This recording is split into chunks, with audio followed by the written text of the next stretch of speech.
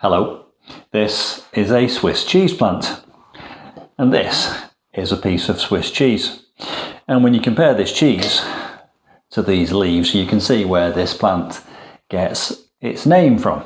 Now, this plant has several other names as well: Monstera Deliciosa, lion's paw, and also the fruit salad plant.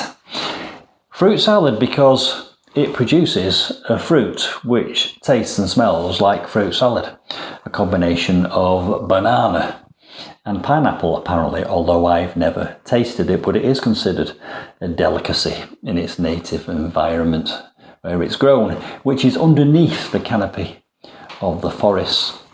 These holes are what's known as fenestration, and most houseplant enthusiasts that keep this plant want fenestration. You can see that that leaf there is fenestrated, but there's also another leaf here which is a juvenile leaf which has not got any fenestration on it at all.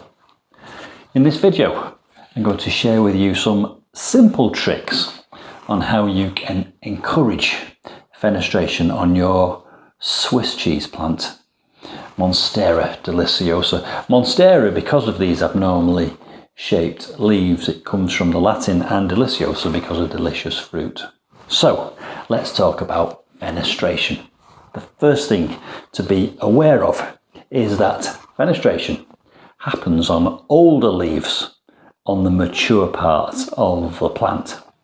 And that's proven on this plant here, which is actually still a teenager. It's a juvenile plant, but look at these new leaves here. No fenestration, because they're new ones that have come from the bottom like suckers. These older leaves here have started to fenestrate. And when it gets bigger and bigger, it will get even more interesting fenestration on these leaves. So, how can we encourage fenestration? Well, you need to keep your older leaves, don't you? So the first thing you need to try and avoid doing is pruning out the old parts of the plant.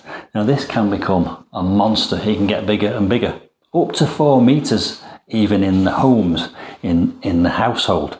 And it might be too big for a lot of rooms, that. So some people are tempted to prune it, but you have to be aware that if you prune out the main growing trunk at the tip, you're going to be pruning out its ability to produce leaves on the mature part of the plant. And any new leaves that come from that tip will be juvenile ones like this. So be careful when you're pruning it. Another tip for helping with fenestration is to make sure that the plant is getting fed all over. So it produces aerial roots up the trunk. In the wild, those roots are to help it climb up things because it has a vining habit. It grows like a vine up trunks of trees. But those roots also anchor the plant, but they also feed the plant, and it will actually grow towards the shade and climb up the tree trunk and put roots into the tree trunk. So if you want to encourage fenestration on the mature parts of the plant and get food to it, you can also grow it up a support like a moss pole and get feed into that moss pole, and those aerial roots will take that feed into the plant. Now there is another simple thing that you can do to help it to fenestrate, and that is to remove these little baby leaves at the bottom. They're like suckers and they're not doing anything, they're not really adding to the plant. Proportionately, you can see the leaf surface area there compared to these up here is minimal, but they are taking energy from the plant. So take them off, get rid of them, and that will redirect the energy of the plant up to the bigger leaves. Now, another thing you can do to encourage fenestration is to keep this plant in ideal conditions. So think about its native habitat in the canopy, under the canopy of the jungle, in the humid, dappled shade where it's warm and humid and still. So you need to keep this in a place which is not in direct sunlight, not in drafts, where it gets sunlight but not zero light and not direct sunlight. And you need to keep it humid, and therefore it needs to photosynthesize. And one of the things that will hamper photosynthesis in a still room in any house will be the dust. So using a cloth dampened with either distilled or filtered or rainwater clean the leaves, and that will remove the dust and help it to photosynthesize. Photosynthesizing will be feeding the plant, and that will therefore help it grow, become very healthy, and produce its natural fenestration. Don't overwater it though. If you overwater it, it can damage the leaves. They can turn brown and die off. So the way to make sure it's getting the right amount of water is it mustn't sit in water.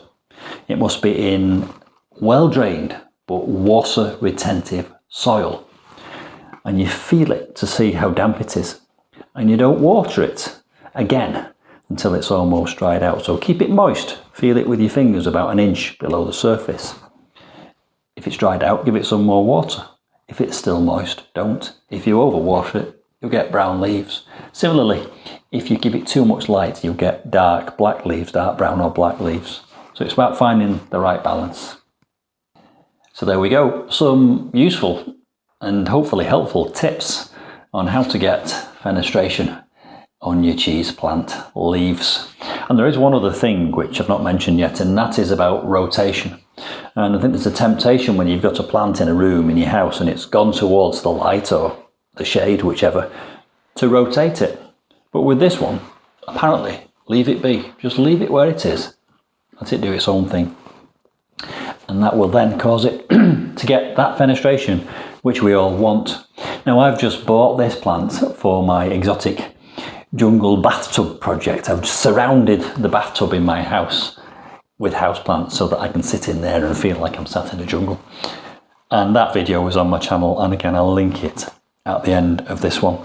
Hope you found that useful, informative, and I'll see you soon for some more Swiss cheese plant adventures. Bye for now.